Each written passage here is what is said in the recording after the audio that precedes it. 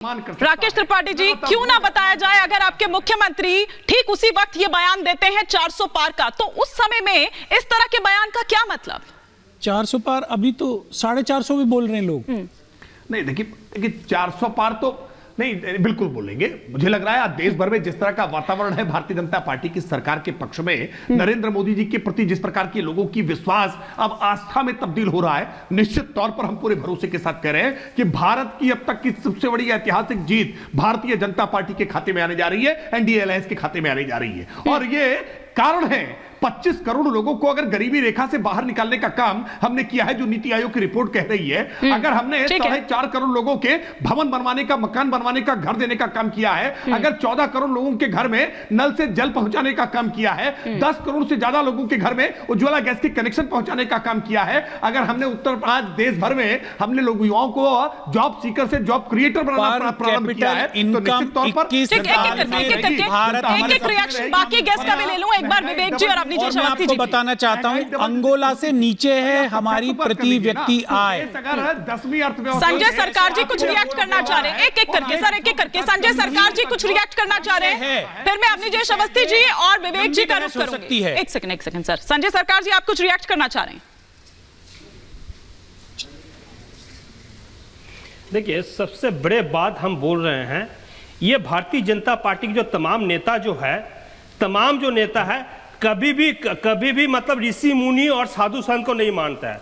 अभी नारायण राणे जी थोड़ा दिन पहले ही बोले हैं शंकराचार्य को क्या योगदान है हिंदू समाज के लिए, इतना बड़ा बात। फिर इन्हीं का नेता जो है सुकांतो मजूमदार जी, एमपी बंगाल का अध्यक्ष भी है भारतीय जनता, वो बोलता है स्वामी विवेकानंद जी जो है वो कम्युनिस्ट ही और हिंदू के लिए कोई नहीं है। फिर इन्हीं के नेता दिलीप घोष बयान देते हैं राम एक काल्पनिक एक राजा है, ये भगवान नहीं है, उपाध्यक्ष भी रह चुका है। इन्हीं के तो बयान है, हम तो नहीं बोला। अच्छा, इतना जरूरी क्या हो गया? घर आप संपूर्ण नहीं कर पाए, एक गृह प्रवेश जो होता है संपूर्ण करने के बाद में कोई आदमी घर में प्रवेश करता है, लेकिन आप नहीं किया। आपको रामनवमी के दिन में क्यों नहीं आप कर नहीं पाए? आपको राजनीति तो ये आप बताएंगे सर, जो है बहुत खतरा में है। मैं आपको बता रहा हूं, साउथ में 130 सीट, सुनिए ना, साउथ में 130 सीट, हाँ, साउथ में बिहार बंगाल मिला और उड़ीसा झारखंड मिला 117 सीट, महाराष्ट्र में 48 सीट, और नॉर्थ में आपको ये दिल्ली में 20 सीट, 315 सीट में भारतीय जनता पार्टी 50 सीट अगर मिल जाएगा तो 400 पार का 500 पार का बात बोल सकते हैं, लेकिन इनको 50 सीट यहाँ पर मिलने वाला नहीं है।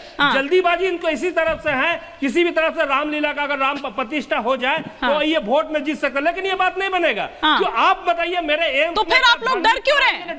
आप लोग डर क्यों रहे हैं? क्योंकि आप लोगों का तो एक के बाद एक, आपने जय अवस्थी जी बयान कुछ इस तरह से आ रहा है कि ये मानकर ही चल रहे हैं, ये उम्मीद खो बैठे हैं और 400 पार की जो बात कर रहे हैं, हालांकि वो कह रहे हैं कि 50 भी आ जाए तो बड़ी बात है, लेकिन खुद इन्हीं के लोगों द्वारा कई बयान ऐसे सामने आ चुके हैं। भगवान राम के बारे में कही हुई बातों के बारे में जब बहस हो रही तो 400 450 को ये गिना रहे हैं। हाँ। ये वो टीएमसी है जिनकी नेता कहती हैं, नॉट ममता बनर्जी, एक सांसद कहती हैं कि राम को घर देने का मतलब क्या वो बीपीएल है, क्या वो बिलो पॉवर्टी लाइन है जो उनको घर दे रहे प्रधानमंत्री?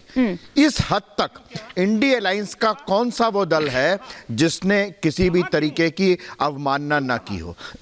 आप ये कह रहे हैं ना कि आवश्यकता नहीं थी। आप ये बताइए कि अगर इनकी पार्टी के किसी भी नेता के खिलाफ कोई बयान दिया गया होता, स्वामी प्रसाद मौर्य ने अगर अखिलेश यादव के खिलाफ दिया होता, कांग्रेस के वो जो थे जो कहते थे हिंदू शब्द का अर्थ इतना गंदा है, इतना नीच अर्थ है कि मैं बोल भी नहीं सकता, आज रमन्ना कहते हैं गुड्डे गुड़िया रख दिए, किसी के खिलाफ कोई कार्रवाई नहीं, सब मंत्री बने हुए हैं। और उसके बावजूद कोर्ट किसको करते हैं आकर के कि आपने शंकराचार्य, जिन शंकराचार्य को कांग्रेस की सरकार के समय में दिवाली के दिन पूजा करते हुए घसीट करके ले जाते हुए पकड़ा था। ये तथ्य गलत, ये जो है ये भाई बात में बोलिएगा आप, गलत तथ्य। एक बार विवेक जी का भी रिएक्शन आ जाए, उनका एक भी रिएक्शन है। बात बड़ी साफ सी कर रहा हूँ, बड़ी साफ सी बात कर रहा हूँ। लगातार जिस तरीके से उसने शिलान्यास के समय में मुहूर्त, आज कौन सा ऐसा दिन है जिस दिन इस इंडी अलायंस की तरफ से कोई ना कोई आपत्ति ना उठाई जाती है? क्यों? क्योंकि कुल मिलाकर ये चाहते हैं कि किसी भी तरीके से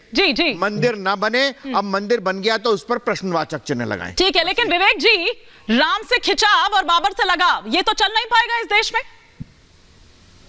देखिए, सबसे पहले सबको प्रणाम करता हूं और प्रधानमंत्री मोदी जी ने जो वक्तव्य दिया था उससे शुरुआत करता हूं। जय हो। प्रधानमंत्री मोदी जी अयोध्या गए बहुत अच्छा लगा। उन्होंने एयरपोर्ट का उद्घाटन किया, उन्होंने रेलवे स्टेशन का उद्घाटन किया, और भी अच्छा लगा, बड़ी खुशी हुई। लेकिन उन्होंने एक बात कही जिस पे मुझे आपत्ति है, हिमानी जी। उन्होंने कहा हम लोग ने 4 करोड़ लोगों को मकान दिया, बड़ा अच्छा लगा। लेकिन उन्होंने कहा कि साथ साथ हमने प्रभु राम को भी घर दिया। तो माफ करिएगा त्रिपाठी जी, अभी प्रधानमंत्री जी का कद इतना बड़ा नहीं हो पाया है कि वो प्रभु राम को घर दे सके। मुझे यहां आपत्ति। किसी का ये भी हक नहीं था कि वो छीन सके भगवान राम का घर। एक मिनट शांत, इतना बड़ा भी नहीं था, शांत रहे, कोई इतना बड़ा भी नहीं था कि जो छीन सके भगवान राम का घर छीन सके, उनको टेंट में बिठाए। और नहीं, बात सुनिए, आप ये नहीं कह सकते। बौखलाइए मत। हाँ, हम नहीं बौखलाइए मत, आपको बड़ा बुरा बौखला गए। हिमानी जी बौखला गए। सजी सजी अयोध्या, भव्य राम मंदिर का निर्माण टॉलरेट नहीं हो पा रहा। तत्काल बौखला गए।